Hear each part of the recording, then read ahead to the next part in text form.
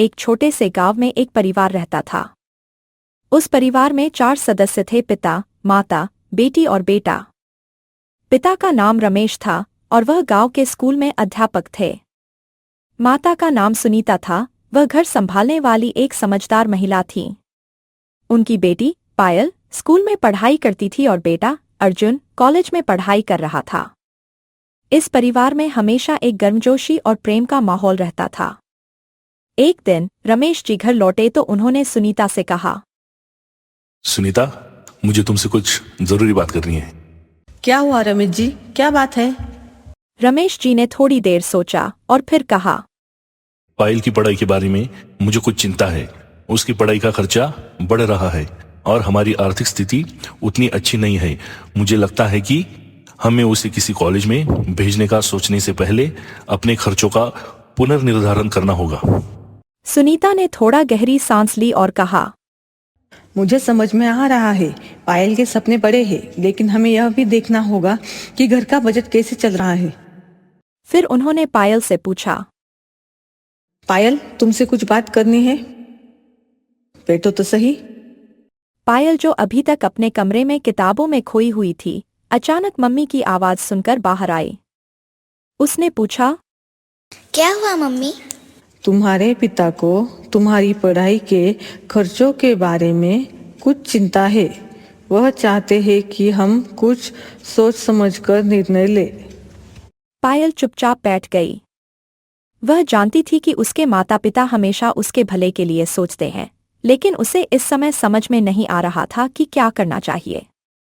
वह थोड़ा परेशान हो गई और फिर बोली, मम्मी पापा, मुझे समझ में आता है कि यह मुश्किल समय है, लेकिन क्या हम कुछ ऐसा नहीं कर सकते जिससे मेरी पढ़ाई पर असर न पड़े? बिल्कुल बेटा, हमें हर समस्या का हल मिल ही जाता है, लेकिन हमें कुछ कटौती करनी पड़ेगी। अगर तुम किसी छोटे से काम के लिए समय निकाल सको तो घर का खर्च थोड़ा हल्का हो सकता है। मैं टीचिंग का काम शुरू कर सकती हूँ।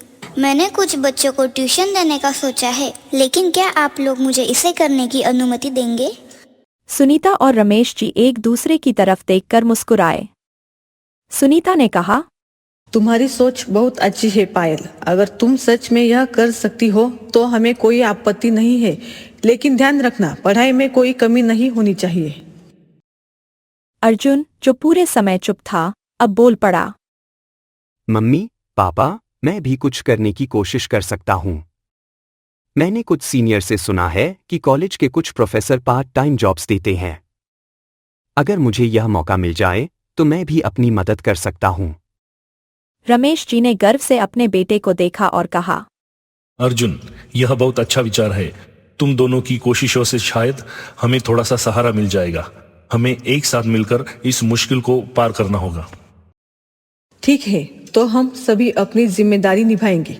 पायल, तुम अपनी पढ़ाई में कोई कमी मत आने देना। अर्जुन, तुम अपना ध्यान अच्छे से रखना, और मैं और रमेश जी घर के अन्य खर्चों को देखते हैं। तभी पायल ने अपनी आवाज में आत्मविश्वास भरते हुए कहा, मुझे पूरा यकीन है कि हम सब मिलकर यह समस्याएं हल कर लेंगे। अर्जुन ने पायल की ओर देखकर कहा, हम दोनों मिलकर कुछ भी कर सकते हैं। तुम ट्यूशन शुरू करो और मैं कुछ पार्ट टाइम काम ढूंढता हूँ। एक दिन हम सबको इस बात पर गर्व होगा। रमेश जी ने अपनी दोनों संतान को देखा और कहा, ये सब देखकर मुझे विश्वास है कि हम किसी भी मुश्किल का सामना कर सकते हैं। परिवार जब एकजुट होता है तो हर समस्या छोटी लगने लगती है।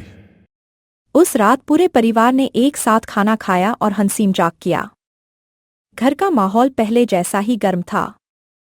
रमेश जी, सुनीता, पायल और अर्जुन जानते थे कि आगे चुनौतियां आ सकती हैं, लेकिन उन्होंने यह भी समझ लिया था कि अगर वे एकजुट रहते हैं तो कोई भी मुश्किल उन्हें हराने की ताकत नहीं रख सकती।